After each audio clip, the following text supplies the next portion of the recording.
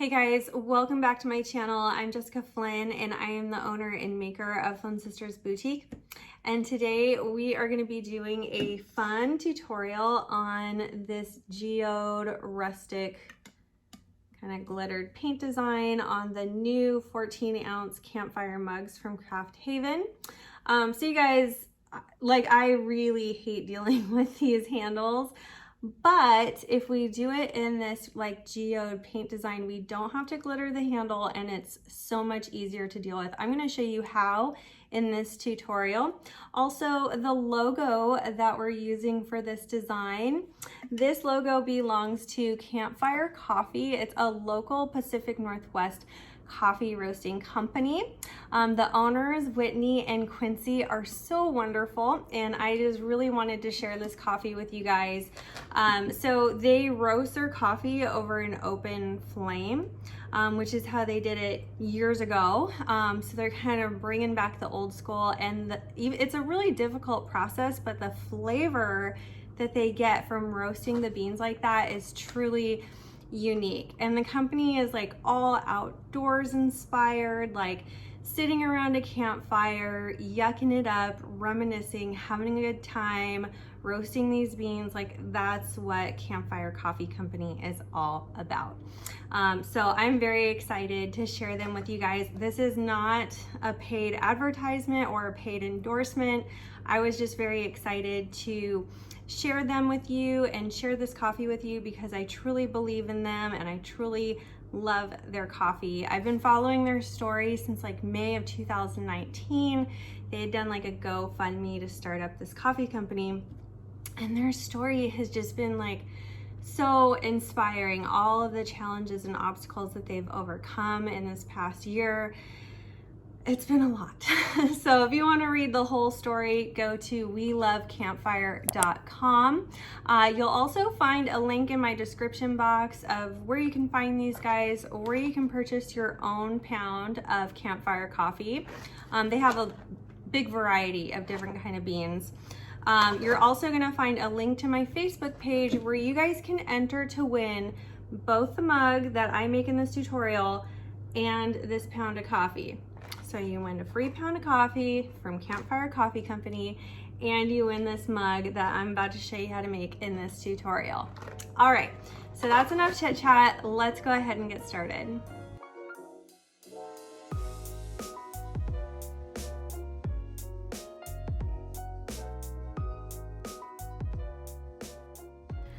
Alright, so you're going to want to start out with a fully prepped and sanded cup, and I've already gone ahead and spray painted this beautiful navy blue color, and I taped off the handle, and we're applying less than 1 milliliter of epoxy to apply our glitter. My cup is warm to the touch, so that really helps me to spread the epoxy out evenly without any kind of lines, and the epoxy goes on nice and smooth. Once we've got that all epoxied, we're going to add our glitter right away. This glitter is a new color from Peachy Olive Glitters. It's a square cut glitter, and this color is called Saltwaer. You really just want to coat your whole cup until you can't see any kind of slick spots in the glitter. You want to be able to see the texture of that glitter evenly all the way around the cup. Once you've got that all glittered, you're going to want to tap off the excess with a pair of scissors or something, and then you can let this hang on your drying rack for about 2 to 3 hours before moving into your first layer of epoxy. All right, so here we are. We're ready to put our first coat of epoxy on. I did not seal my glitter. We just did one coat of glitter on this with one color, so it's not really necessary to seal it. And when I go in to do this initial epoxy coat, I am going to start with the handle and just really carefully take my time wiping the epoxy with my finger all the way around the handle on all the sides. Just really take your time with that, and then we'll move on into coating the glitter. When you're doing these handle mugs, it's super important to be conservative with your epoxy layers. You do want these layers of epoxy to be pretty thin, because if you have too thick of an epoxy layer, you're going to get pooling around that handle, where it's gonna start to look really thick around the base of the handle. So to avoid that, you would just do more layers, just thinner, okay? Which is kind of a pain in the butt, but it's just kind of how I prefer to do it. I do all my cups that way anyhow. And you know, realistically, you guys could bust out like 2 full layers of epoxy in a day. So it's not that much extra. And then down here at the bottom, I'm just gonna get it on there, pretty standard stuff. I'm gonna let this epoxy dry for 4 to 6 hours, and then I will come back and immediately put on my second coat. After that second coat, I'll go in and do any kind of sanding that I need to do, and then we'll put in the third coat.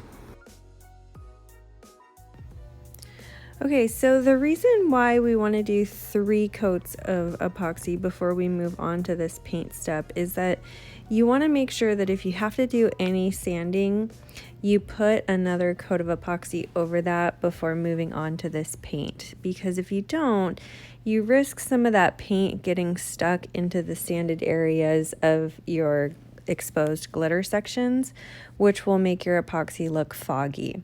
So super important to make sure that you do not have any exposed sanded areas before moving on to this paint step. Okay, so after our paint is fully dried, we're gonna move on into the kind of, I don't know what to call this, like paint removal process or making it look rustic, whatever. We're using acetone and rubbing alcohol for this step, and I've got just like an old like tea cloth dish rag. And I'm gonna start by removing the top and bottom rim. The reason why I start with the top and bottom rim is I almost will inevitably have to sand these areas later, and I don't want to have to remove some of the paint by sanding because I just don't like the look of that. This is totally optional to do it this way, but I just prefer to start out by removing it around the rim.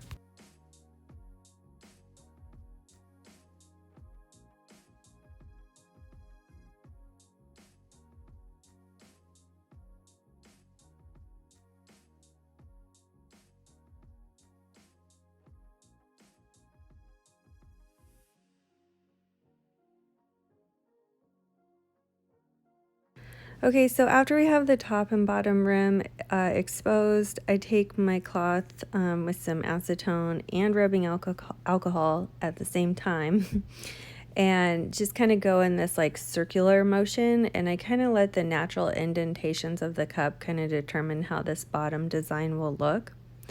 Once you rub away enough with the acetone, you're going to go in and clean up the top layer of paint with a rubbing alcohol.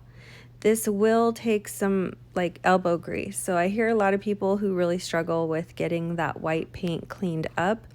You really want to make sure that you're using a good amount of force with 91% rubbing alcohol to clean up that white layer of paint.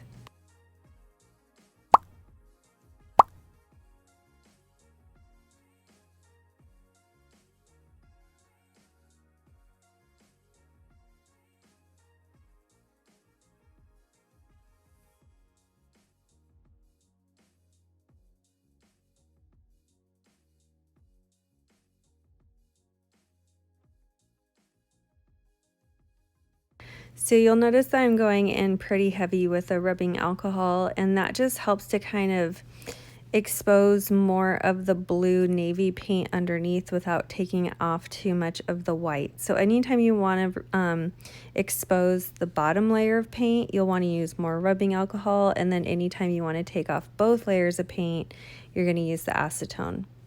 Here I'm just making a quick mark with my acetone to set boundary lines on how much I will take off around where I'm going to be placing my decal later.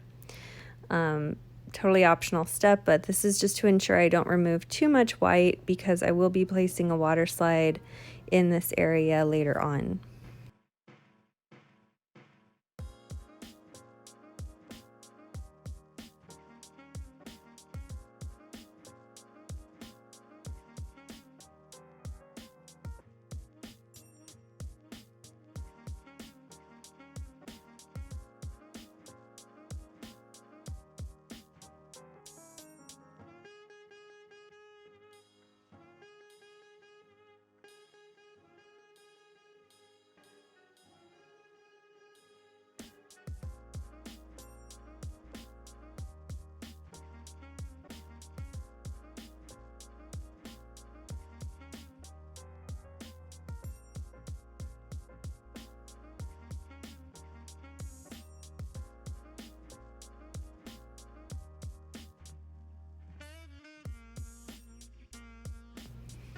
Really, we're just going around this cup doing the same kind of acetone and cleanup with rubbing alcohol process that we did on the bottom and the rims. This does take some time, and it does take a little creativity to kind of gauge where you should and shouldn't remove some of the paint to get to the kind of look that you want. All the while, you want to be really mindful about keeping those areas of exposed glitter clean by rubbing them off, you know, kind of wiping them off with the rubbing alcohol here and there.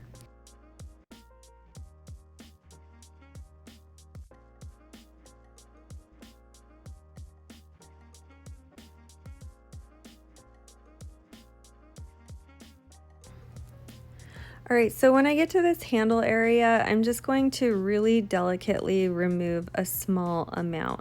Remember that I did not glitter the handle. By not glittering the handle, I made it really easy on myself because I didn't have to sand it later and risk accidentally removing some of that glitter, which if you've ever done one of those, you know, one of these type of cups, you know what I'm talking about. So really we just have a dark epoxied layer underneath, and we have the dark paint layer and the white paint layer on top. This is an almost foolproof way to make sure we get a really nice looking handle, and it's really kind of hard to screw this up because you can't really risk removing too much because underneath is just dark epoxied layer. So I just really kind of carefully remove a little bit, kind of make it look a little weathered.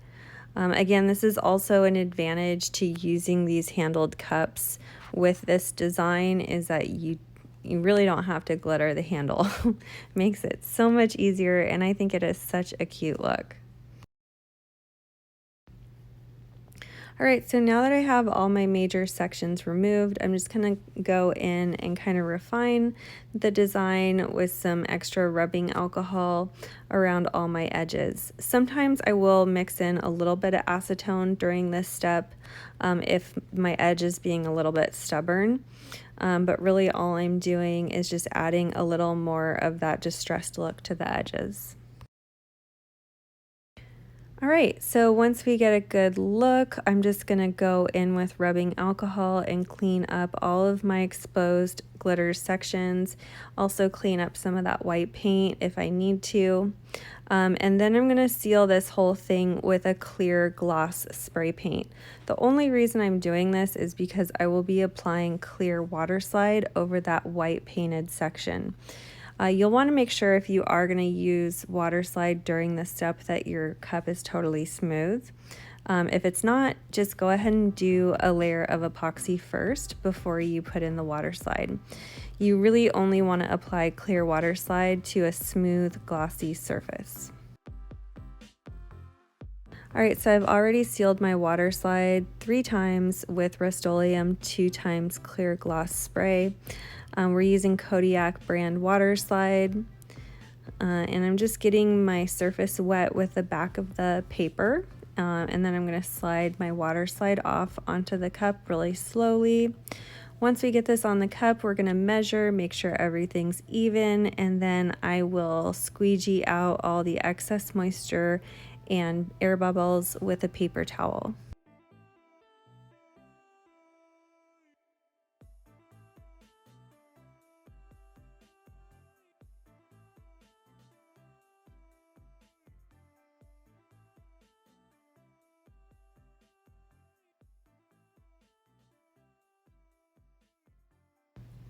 All right, so once we've got the water slide on there and it's all smoothed out, you're gonna wanna let that dry for about an hour, and then you can move into your final coats of epoxy.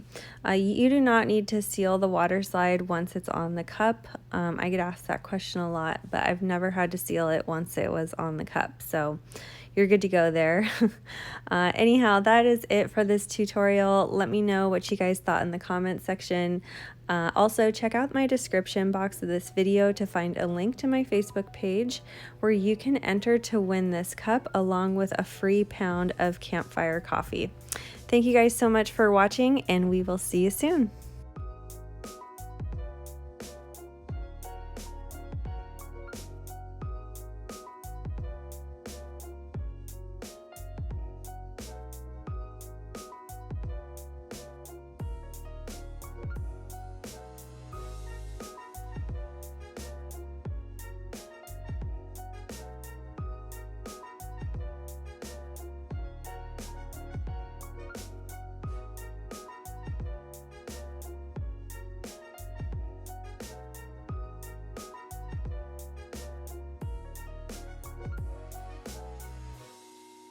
If you love this video, you could check out our last video here. Also be sure to find us on Instagram, Facebook, Pinterest, and of course subscribe for all our new videos that come out every Wednesday and Saturday. Thanks so much for watching. See you soon.